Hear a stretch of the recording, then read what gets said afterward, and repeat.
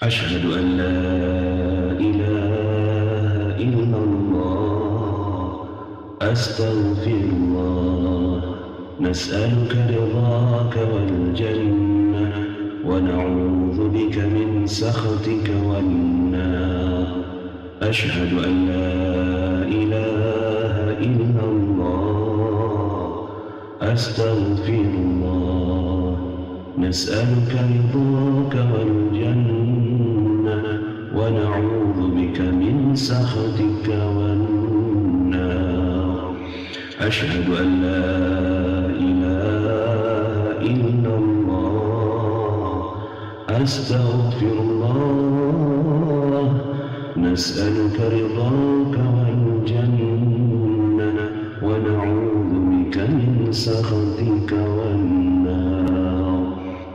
اللهم إنك عفو كريم تحب العفو فاعف عنا. اللهم إنك عفو كريم تحب العفو فاعف عنا.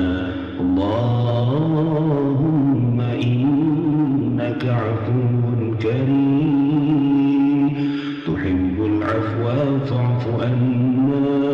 اللهم إنك عفو كريم تحب العفو فاعف عنا. اللهم إنك عفو كريم تحب العفو فاعف عنا يا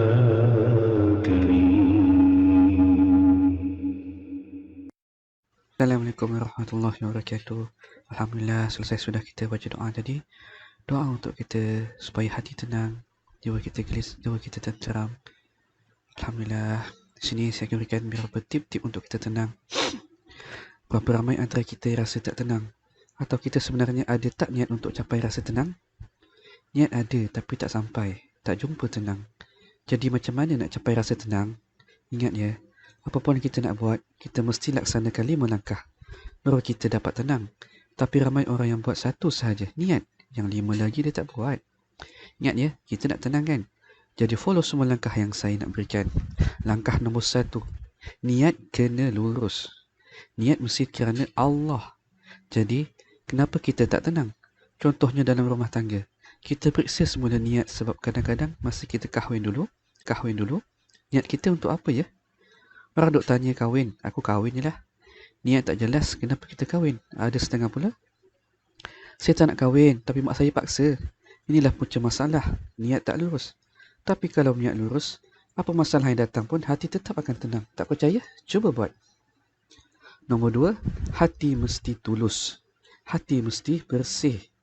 Cara nak tahu hati bersih atau tak bersih ialah, kalau hati rasa gelisah, confirm hati tak bersih. Confirm ada penyakit hati. Kita resah pasal apa? Sakit hati, kecil hati pada orang, betul? Jadi, ini hati-hati yang berpenyakit sebab kalau hati bersih, hati takkan ada rasa sakit. Tapi kalau hati rasa gelisah sebab tak solat atau tak tenteram sebab dah buat salah, itu bukan penyakit hati ya. Ini maksudnya hati bersih sebab gelisah tak berborak dengan resah sebab dah buat jahat. Sifirnya macam ni. Hati yang bersih tu macam kulit yang tak ada luka. Tuanglah garam berapa kilo pun, yang pekat pun, ada rasa sakit tak? Tak. Tapi kalau luka sikit, letak setitik air garam pun dah sakit. Macam itulah jiwa kita. Kalau hati berpenyakit, orang buat sikit pada kita pun kita dah tak sakit hati. Kita dah sakit hati. Nombor 3, ikhtiar. Ikhtiar mesti serius. Macam kita datang kelas, kalau dengar saja tapi tak catat, mana nak masuk ilmunya? Sebab apa? Kita mendengar 20% apa yang kita lihat. Itu 10%. Tapi kalau kita berbincang, kita ulang balik, praktis, kita ingat. Kita ajar pula pada orang lain, kita share. Wow, dahsyat pahalanya, punjut pahala. Yang banyak ini boleh buatkan kita rasa tenang. Dan bila ikhtiar kita dah buat 100%, kita dah letak semua usaha yang kita mampu, kita tak akan rasa bersalah kalau kita gagal.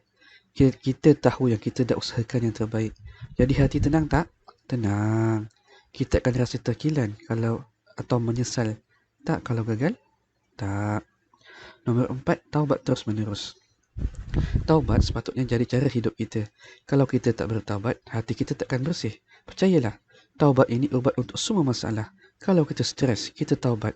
Kalau rezeki kita payah, taubat. Jodoh lambat, taubat. Anak nakal, taubat. Taubatlah, sebab orang yang taubat ini dekat dengan Allah. Jadi, tugas kita setiap hari adalah membersihkan jiwa. Tazkiyatun nafs, bersihkan jiwa. Bersihkan jiwa, bersihkan. Macam mana nak bersihkan jiwa? Taubat. Taubat. Taubat, baru hati akan tenang. Bukan taubat, tapi taubat. Macam doa kita baca tadi, itu doa untuk kita taubat. Barulah kita akan rasa tenang. Nombor 5, tawakal. Tawakal ni apa?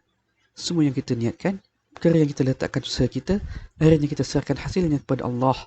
Baru hati kita boleh tenang. Tahu kenapa ramai orang yang stres? Sebab tak ada tawakal.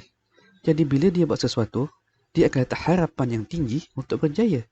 Dia yakin yang usaha keras dia berbaloi dan akan berhasil. Jadi bila tiba-tiba gagal, itulah yang jadi punca stres. Mula